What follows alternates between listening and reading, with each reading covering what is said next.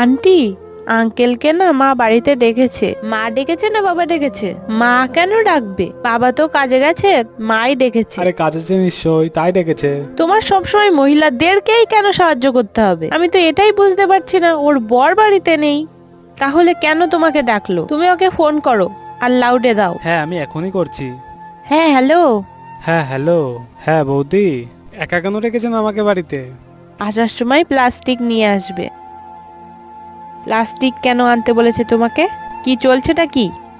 কি হয়েছে বৌদি?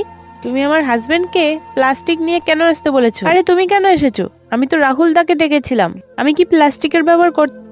কি কাজ আছে আমাকে বলো। দেখো, সিঁড়ির সামনে কুকুর পটি করেছে, তাহলে তুমি পরিষ্কার করে দাও। তো এই পটি পরিষ্কারের জন্য তুমি ডেকেছিলে বৌদি? হ্যাঁ।